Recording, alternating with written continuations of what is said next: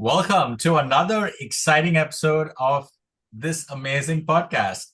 Today, we're joined by a very special guest. We're joined by someone who is disrupting the real estate industry. We're going to find out how in just a moment.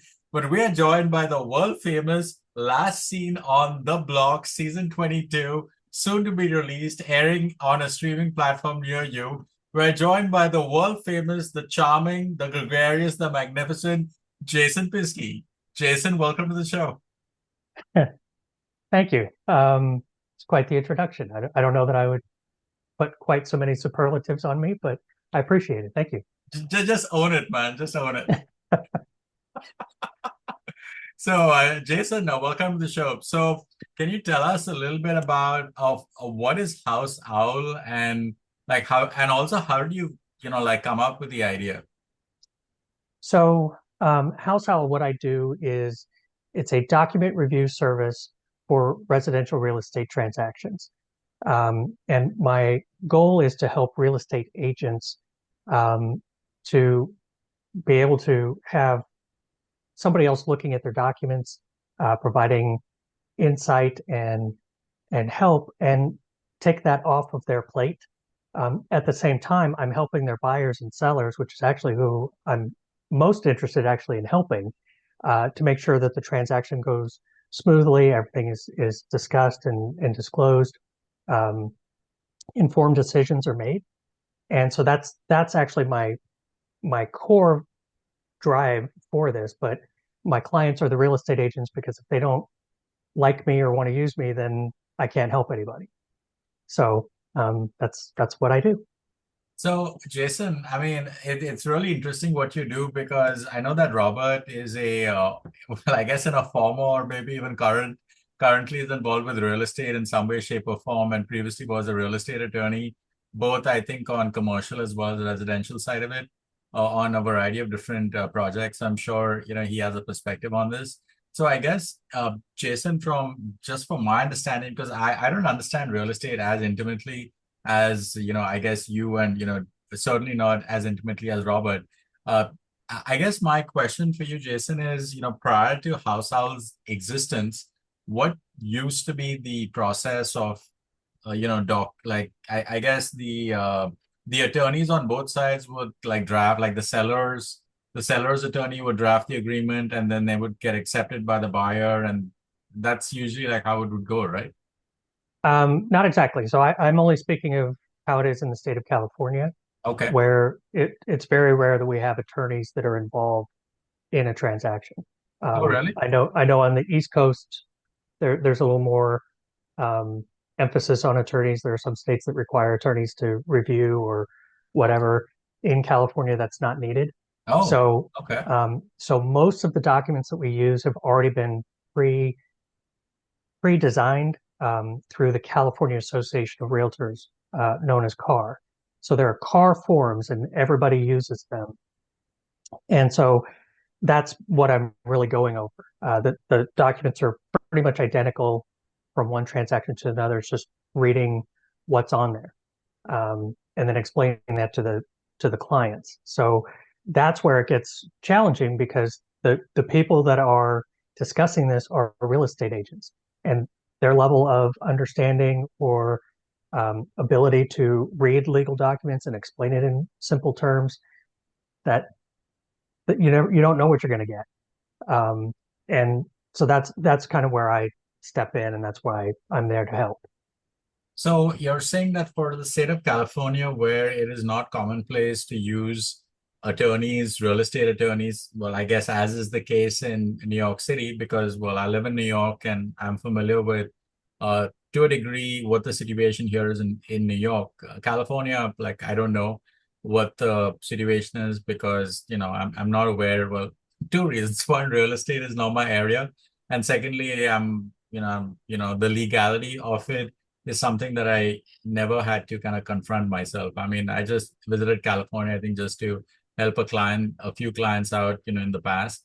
But beyond that, not really, really understanding it. So I guess So is your role sort of like I mean, is it like a fiduciary? Is it an ombudsman? Is it like, are you kind of like helping more the buyer or the seller or both? Both. So I list myself as a risk manager, Hmm. is the way I put it, because I'm not an attorney. I am a realtor. I have a real estate license. I'm actually an active realtor in the state of California, but I'm not acting in a realtor capacity on these transactions.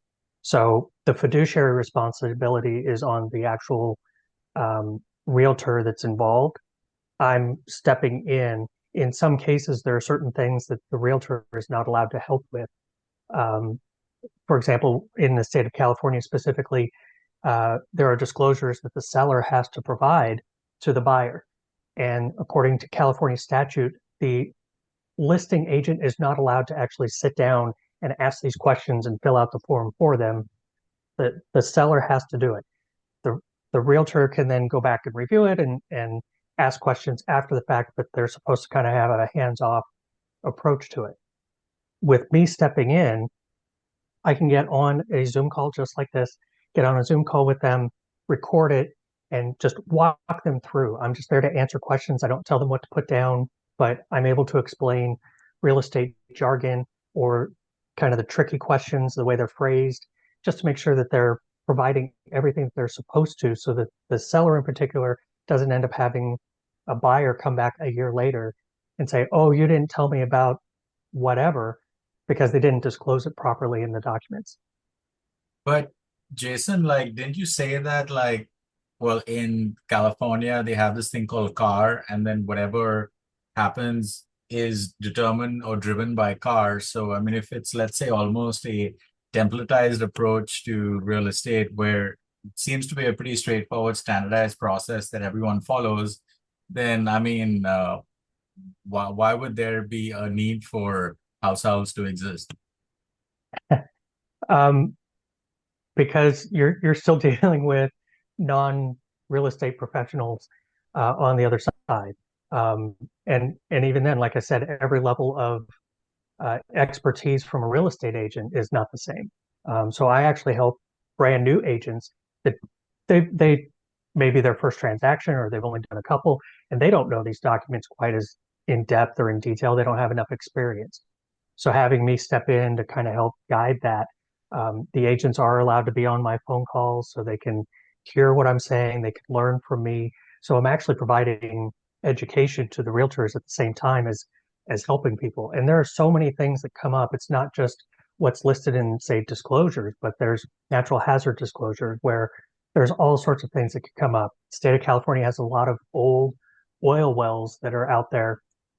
And in many times there's oil that has been drilled in the LA area in particular. They were drilling oil for 40 years and then they stopped and now there's a house on that spot. And that's Oh, something that in California, really? yes, yes. Or, homeowners associations. Those are very complex. There's a lot that happens in there. And you could actually be buying a home if the realtor isn't looking at it, or if the homeowner, the new buyer, isn't looking at the documents properly. They may be walking into something where all of a sudden there's a $30,000 special assessment that they now have to come out of pocket for. So that's what I'm here for, is to find those things, bring it to light, and have it addressed before they close escrow. Okay. So, I'm again, uh, I'm assuming that in California, as is with other states, you have these large, nationally recognized, realty companies like Century 21 and Coldwell Banker and Corcoran and Douglas Elliman and companies like that that exist in California as well. So, I mean, assuming that those companies that operate in New York and as well as in other states, including Florida and California. Uh, so then, I mean, wouldn't they, in keeping with the existing laws, kind of have, similar prepared like documents that they would work with? Um, yes and no. Again, in the state of California, we all use the car documents for the most part. Okay, So I can't speak for other states because I'm not familiar sure. enough yet for those. But in the state of California, it doesn't matter what brokerage you work for, whether it's your own private boutique brokerage or it's a national chain, we're all using the same documents for the most part. Hmm. And so the challenge though is everything else that comes with it. A lot of the stuff that I do where I find things are even in the title reports. I'll find old easements or old uh, restrictions that may or may not even be valid or may not even be tied to that specific lot. I just cleared one 2 weeks ago where there was an old restriction from 1914 on a property that said you couldn't build anything other than a primary residence. And as I was digging through the map from 1914 and three other updated maps, I realized that it wasn't even the lot that we were talking about. So here, this item had been sitting on this property for 111 years, maybe, and it's not even supposed to be there. So I reached out to title, I let them know, and they were able to remove that. So now that's a listing that's coming up. And so now that agent is able to market that property even more aggressively because now it's a large lot. Now you can build an extra unit on there for rental property or something like that that before would have been restricted. So are you like sort of like the seller's best friend or something? Seller and buyer, because I find things for the buyer that they may or may not be aware of. I had one where it was a more rural location. Um, there were four different units on this one property. They were all being rented out. So I was looking through the lease documents, the financial statements. Come to find out, there's a well on the property, and that was contaminated. So I was able to bring a lot of attention to things. The person buying still bought the property, but now they're buying the property knowing that they needed to get updated lease documents. They needed to work a little bit harder on the financial statements. They needed to do something about the well. So, they still moved forward with it, but they were actually able to get it at a much better price Hmm. because I found these things and they were able to negotiate a little bit better. So, Robert, I kind of have to really pull you into this because I think, at least from the three of us, you're the one that I know that has some background in real estate. I think Josue has dabbled in real estate as well, from the business side of it. But Josue, and you've had some dealings in California as well, right, Josue?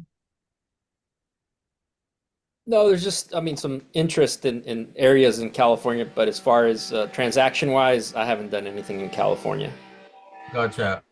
So, Robert, like, what do you kind of make of all of this? I mean, because it seems so kind of like removed from what I understand to be reality as it is in New York, that it seems almost like, wow, this is like almost like a different reality that exists in California. Like, what do you make of it?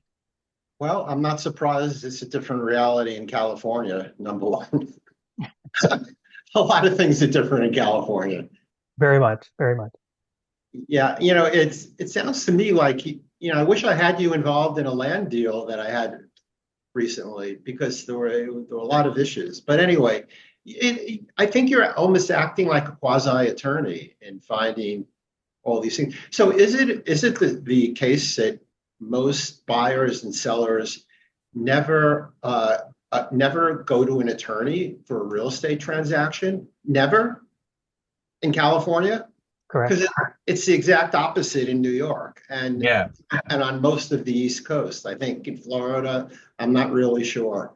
It might be more like California and Florida, but It's more like California and Florida. yeah, I I used think to live so. there. I've owned property in California, in Florida Yeah, before, and I didn't have to use an attorney. yeah, and that, having attorneys involved really can create so many issues. So other than you, there was really no one to like look over title. So who typically would look over the title if you weren't involved in a transaction? The real estate agent. So it's With literally it's the agent and it's and the the agent. and the consumer, whoever is buying or selling. And they There, never reach out to an attorney if there is a dicey issue. if there's a dicey issue, they may. So I'm not saying that attorneys don't get involved. There's plenty of real estate attorneys out here. It's not that they don't get involved, but it's definitely the exception rather than the rule. And Interesting, it's interesting. more, obviously it's a lot more when there's probate involved or Mhm. something like that. But in 99% of regular transactions, maybe not quite that high, but the vast majority of regular transactions aren't going to have an attorney looking over anything or checking anything. It falls to the agent and to the consumer. So is what you're doing something that's rare and new, or are there other people that are providing the same service in California as you are? It's rare and new. Really? And that's actually been more of my challenge when I'm marketing this, because I go out and I talk to agents or to teams, and they see me, they're like, "Oh, I have a transaction coordinator." Well, that's fantastic. I'm not here to make sure that the boxes are checked. I'm here to make sure that what's being checked, somebody else is taking a look at it, and we're digging in a little deeper. And a lot of agents, like I said, that vast levels of experience and Sure. ability and effort. I mean, there's over 300,000 real estate agents in the state of California alone, Right. and many of them do maybe one transaction a year if they're lucky. There's a lot of Really? part-time agents, Wow. so Wow. it's yeah, those are the ones that I'm afraid of. Those are the ones that need the help and need to have somebody checking them. The ones that do 50, 60 deals a year or more, they usually have a system that, you know, they know what they're doing, they know what to look for, or they have somebody on their team that might be helping. I Right. don't know, but like my service is unique and new. Hey, So you know what I've always been curious about in California, and perhaps you could shed a little bit of light on this, is what's the situation with insurance, yeah, particularly, I was gonna ask the same thing. The particularly fires and against everything. natural Yeah, disasters, yeah, the which fires. on the East Coast, we think of California as being so prone to all kinds of natural disasters that we see about. We're not living there, so we're not living it, on a daily basis. But what's the insurance situation like? Um, man, that's a loaded question, but many insurance companies are actually pulling out of the state Yeah, of that's what I've California. heard. For fire insurance in particular, there are very few people, very few companies that are available. And so if you cannot get fire insurance where you are, you have to go through the state of California. That's it. There's nobody else out there. So that's a very real thing that's happening. I don't really want to get like political into any of this, but there are a lot of regulations here in the state of California. Plus, I mean, I don't know if you guys saw, it was obviously news out here, but Pacific Palisades pretty much burned to the ground. Right. Um, and there's a lot of things that kind of play into that, but that just adds to insurance companies not being able to afford to stay in the state of California, because the replacement cost of something like that is astronomical. So, So Jason, is there a state insurance fund that people can go to?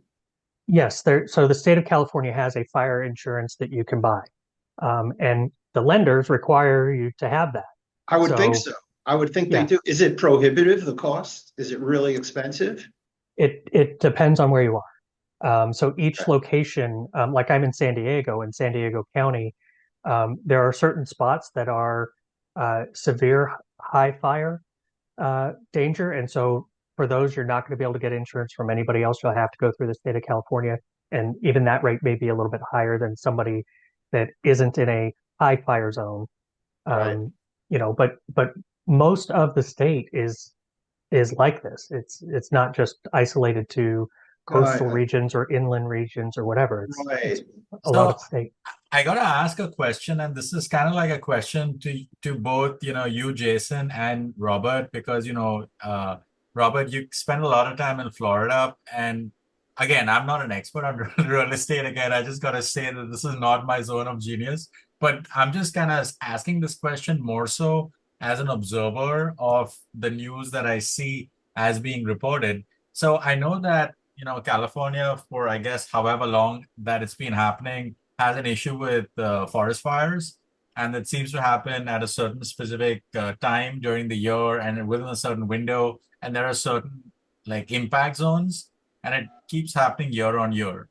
And then, so that's kind of like one issue that I think perhaps is the most destructive to property, public and private. And then for Florida, they have their own set of like weather related issues, whether it's the floods or the typhoon or the heavy rain and all that sort of thing. So I guess I have like two questions. Question number one is like why does well, like if it keeps happening, why is it all allowed to happen, and why hasn't there been a solution to either prevent it from happening or prevent or mitigate the damage if it's been going on for the last 20 plus years, right? So that's kind of like more so like a question that I have to both you, Jason, and Robert, as people that you know are familiar with the topography of the place as well as the area well. So why, I mean, sure, we can't control the weather, I get that, but surely we can control the effects of the weather, right? Especially since it's been going on for so long and it's become like, we have like high predictability of things like this with the advancements of technology and weather forecast and all that sort of thing. So I just want to kind of get your more so just like your opinion about something like this, even though I know that neither of you are meteorologists or are involved with creating policy, but I'm just curious as to what do you guys think about this? Well, I'm going to just speak for myself and Yeah. from what I've observed, and I'm going to try to not make this political, but I think that there is a political aspect to this. California, as has already kind of been mentioned before, it's kind of its own unique little place out here. And we have a lot of environmentalists that don't want anything cut down. They want everything to be exactly as nature had intended. But when you do that, it generates more flammable material Right. that can then, if and it's not always the fires aren't always generated by a careless campfire or a cigarette flicked out of a car window or whatever. It's generated by lightning strikes or whatever power lines come down and that sparks fires. Um, so the problem is you end up with so much dry material that it makes it impossible to capture. Plus with the winds and everything else. So um, I'm not saying that it's only environmentalists that are responsible, but the the laws that are in place currently that were driven by that, I think, are having an impact on the severity. They're trying to do something good. They're trying to protect, owls. As one example, there's a spotted owl that's endangered, and so there's like one forest that they don't want to cut trees down in because it's home to a spotted owl. I I can agree to that, but then since you're not cutting down the trees or you're not cutting down the underbrush, now all of a sudden that whole forest goes up in flames, and now the owls don't have a place to live. So sometimes it's almost counterproductive in some cases. So They have to put in a common sense clause when they do these things. Common sense. I If I something, would agree.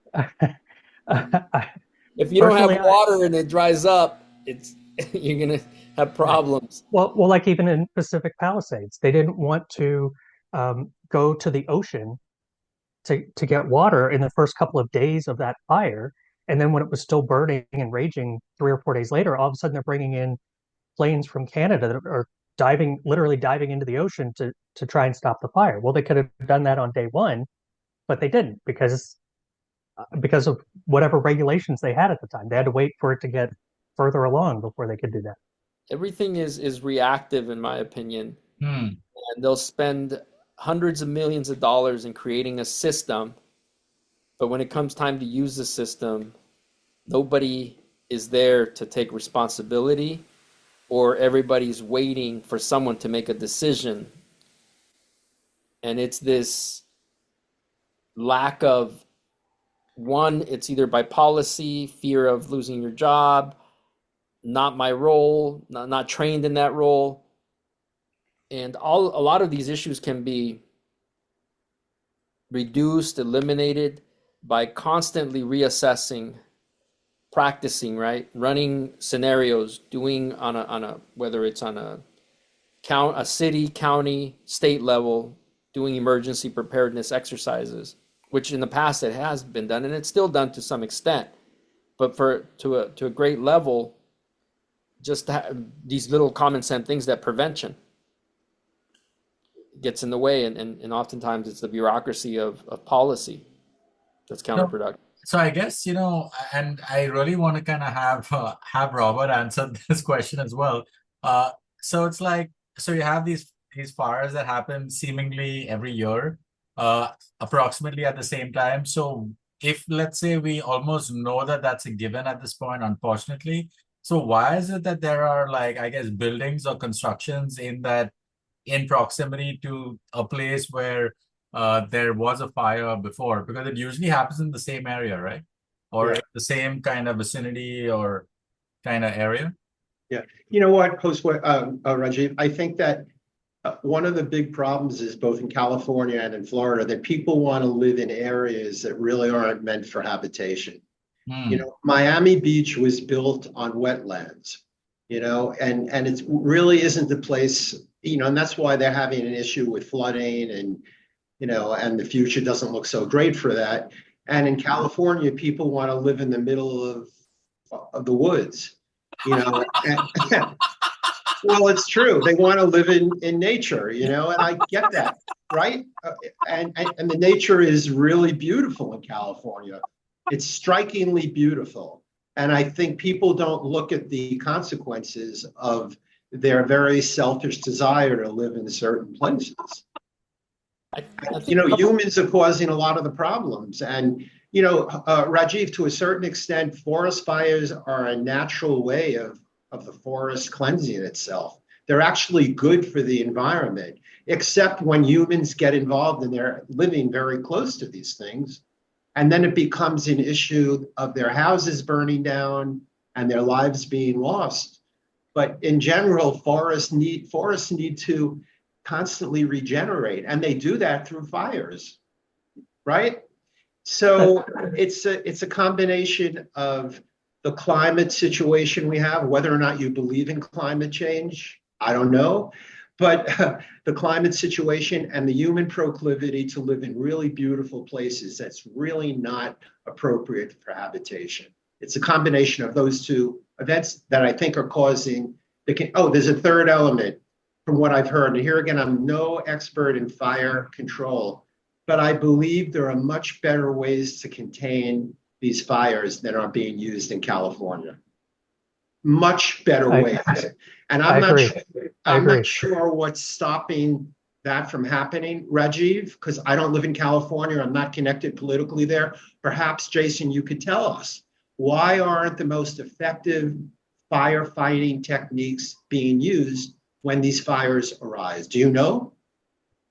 Honestly, I don't know. And I kind of alluded to that earlier with the Pacific Palisades one, where it's right there on the coast. They could have been getting an endless supply of water to put these fires out quickly, and they didn't use the ocean water until 3 days in.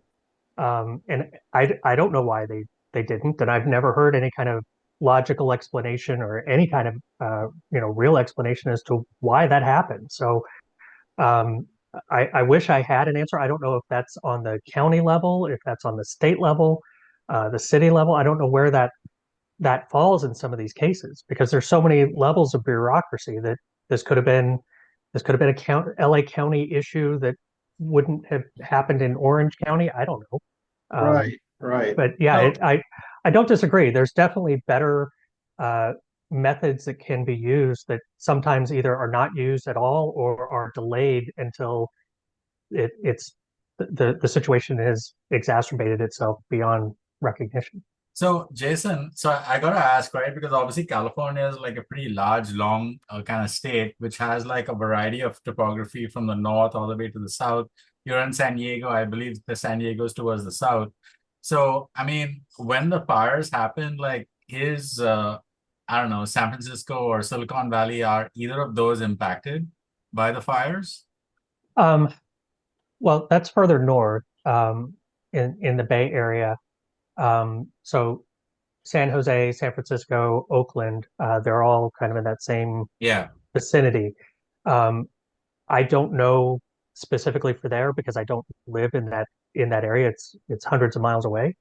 So I'm not sure what their wildfire danger is there specifically, but I don't hear of wildfires happening there. And that could be also because of the weather. There's so much fog and moisture that comes in that is captured that it naturally has more moisture in the air than, say, San Diego. San Diego is actually pretty much a desert.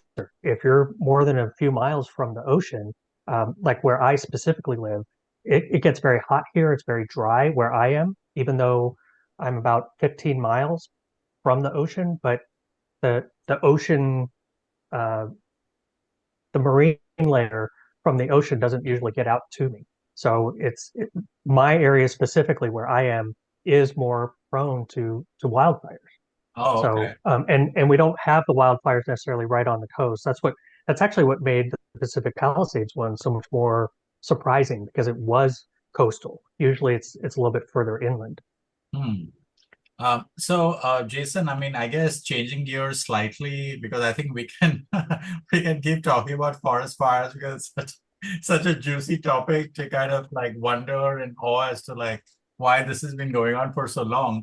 But I guess, coming back to house owls, like, so is this something that well, you're in San Diego, so you're offering the service in San Diego, but is this something that can be applicable to the north as well, like Bay Area and Silicon Valley and places like that? Is that Yes, I'm guessing it's the same law there, right? correct. I've helped agents that are in the Bay Area, and the LA area and further on the closer to the coast of Arizona or the coast, the border with Arizona. So I can operate anywhere in the state of California, because that's where my license is. And technically I can operate anywhere, but I'd like to actually understand the documents if I'm going to be the one reviewing them. Well, Um, obviously, yeah. so my goal is to eventually expand into other states, but I'm going to need help from there. I need somebody like me that understands what they're reading to be able to continue to expand, as well as what are those regulations as far as having attorneys involved or whatever, because I don't want to insert myself into something that is going to cause additional problems either to the realtor or to myself or to attorneys or the process or whatever. I'm trying to just fit in where I can. So, Jason, have you ever considered that maybe, given that, AI is all the rage and everyone, you seem to have like AI being attached to almost everything. So, have you considered maybe enabling house owls to be AI enabled from the standpoint of AI being able to kind of parse all this, documents and then comment on, if something is awry or something needs, based on, what it's trained to kind of look for? Yeah, have you maybe considered that? Um, of course, there are agents that do that. They'll take, in particular, homeowners association documents because there's so many. They'll take that, they'll upload that, they'll say, oh, whatever, and they'll put in whatever their prompt is. The challenge is that you may not find something. In particular, in the financial statements, there could be stuff, and fortunately, I've got a background in finance, so I can read the financial statements and know, oh, there's a problem here or whatever, and point it out. That's not standard for a lot of people. And so the challenge there is, the AI is only as good as what you feed into it. Right. So that's why I take the more human approach of I actually will read the documents and pull out the things that are most important typically, but it doesn't mean that it's always going to be the case. And sometimes I'm surprised with some questions that I get, even though I've already read the documents. Sometimes I'm thinking, oh, they want to know about the pool rules and pet restrictions and parking and that kind of thing. And all of a sudden they come up with some other random thing that I wasn't expecting. And then I'm like, oh, I did read that. Let me find that. And then I'm kind of scrambling on the call to locate where it was again. And that's where AI may not be able to be quite as effective because it would be help. It's a helpful tool, but I wouldn't rely completely on it. Yeah. So the reason I kind of, bring that up, Jason, is because like, for example, we're kind of like doing a little bit of AI development on our side where one of the earlier use cases that we helped clients with was it started with this HR consulting company that needed a resource to kind of service its, the various companies that had powered the employee handbook piece of it. So we essentially created an AI chatbot that would ingest all the company specific related documentation on the company policy. And this way, then the users, the employees can go to the chatbot and query, ask the chatbot any question as it relates to like an HR related question, and then the chatbot throws up an answer immediately, which kind of obviously alleviates to a degree the either the company's phone lines to service people dialing in, or even walking into the office of the HR person or their office, and then the service time that it takes up to deal with people.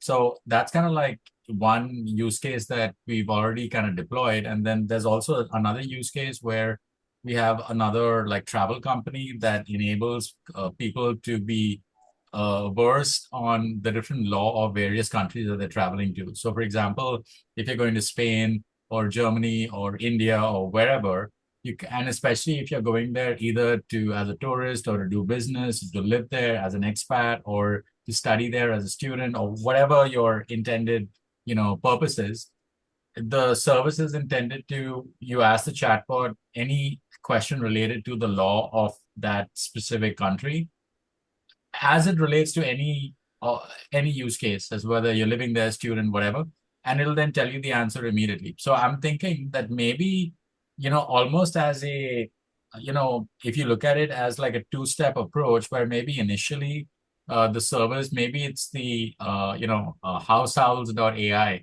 Maybe I'm just coming up with a domain for you, but let's say it's households.ai, and then you have the system and you're ingesting the agreement into it, and the system is then allowing either you and or either of those parties to query it to find out as to if this is if there's anything that stands out. And then obviously if it needs further scrutiny, that's when I think you could probably go in there as an extra layer, maybe almost as an escalation point, to then further like resolve it if something is identified, because then you'll that's I think the human element piece of it. So maybe I don't know, obviously I'm not trying to like pitch you here, more so just to kind of like almost think in real time as to potentially how your service could ride the AI wave while also potentially being scalable.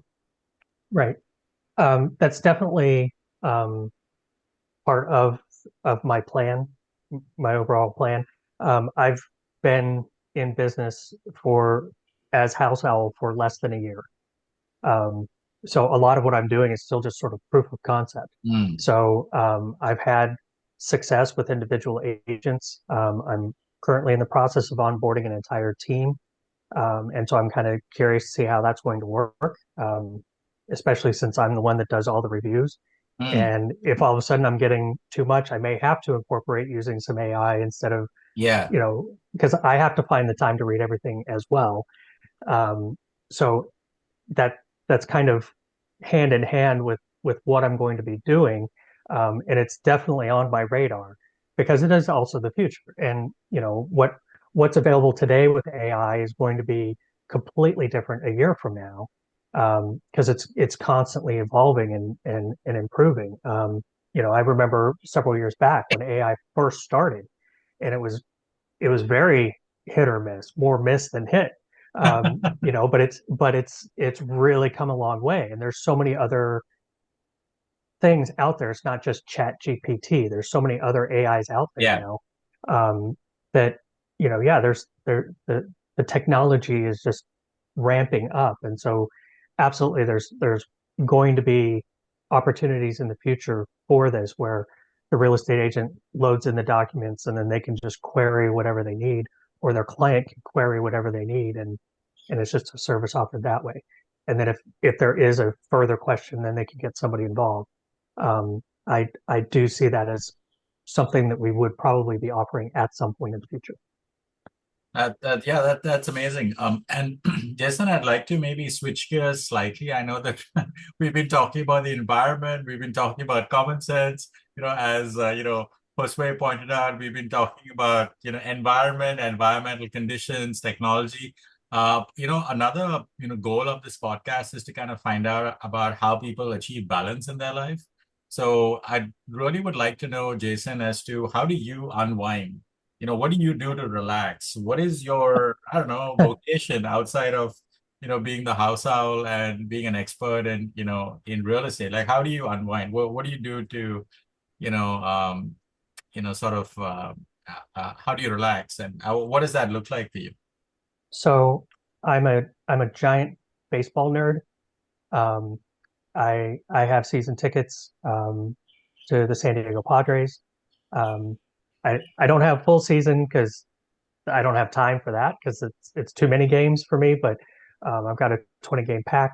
But if I'm not at the game, I'm watching the game. And if I'm not watching the game in my free time, I'm literally on my X account, which is 90% is all baseball stuff, and that's all I look at. Mm. So I do that. I also um, I just stepped down from the board, but I'm involved with a local organization called the San Diego Foster Angels, and so they help foster kids, older foster kids. We do a couple of events a year just to help them just feel like they're seen and feel like they have a normal life as much as possible. So one thing we do every year is a giant Christmas party, and I actually play Santa. I don't know if you can tell, but I'm just now starting to grow my beard because I grow a real beard. I'm just now starting, so by the time December comes around, I'll have a big full Santa beard. I've got a very nice costume, and I love it, and the kids enjoy it, and we literally have hundreds of kids that come out to that. So that's another thing that I do. But the beyond that, beyond house owl, I'm actually taking care of my fiance. She came down with a brain infection a couple of years ago. It's incurable.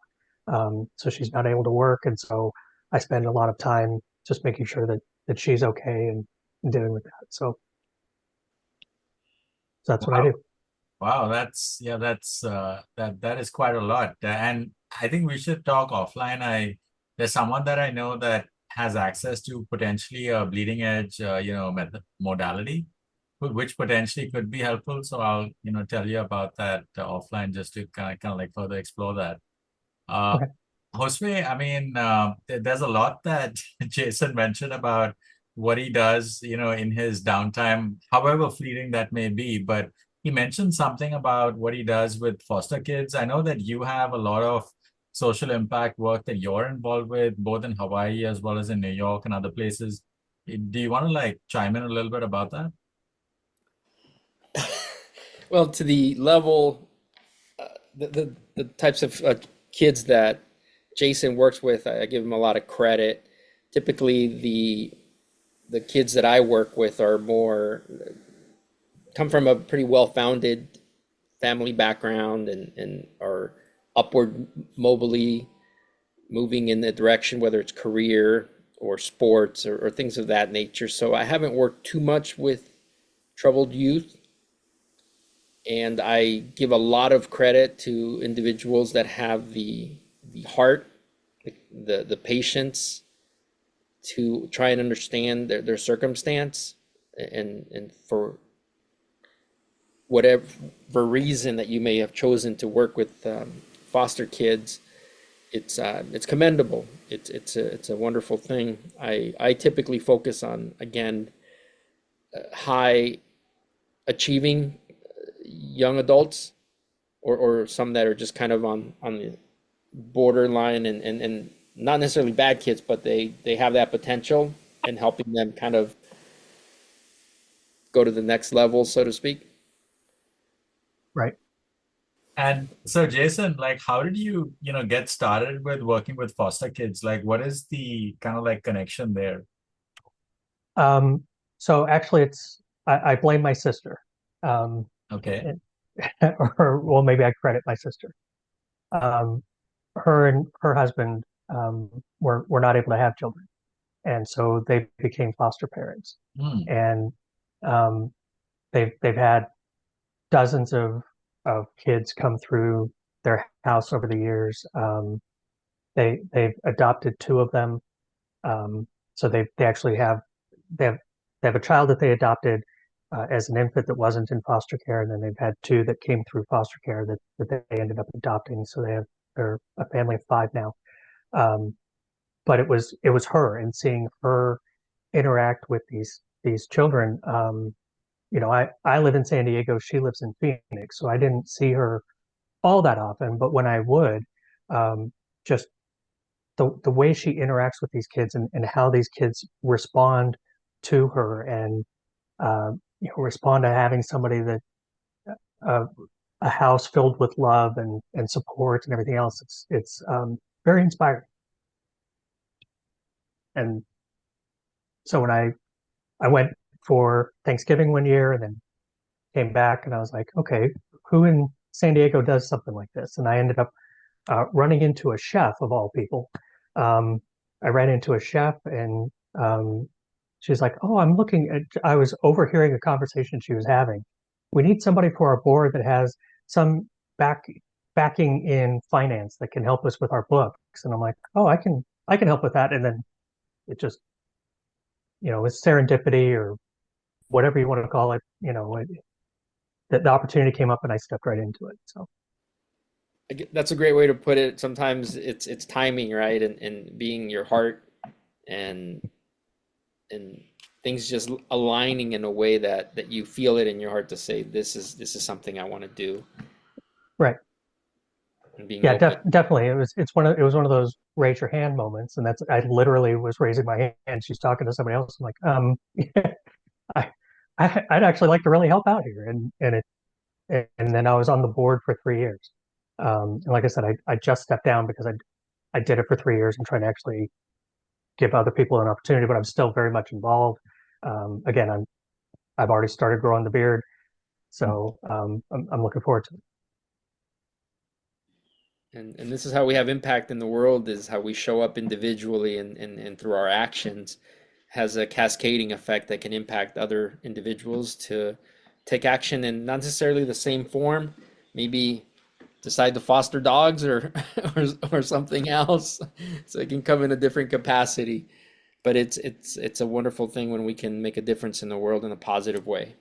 Yeah, in Absolutely. fact, like we have a pretty, extensive mentorship program that we've been running at my company for, 10 plus years.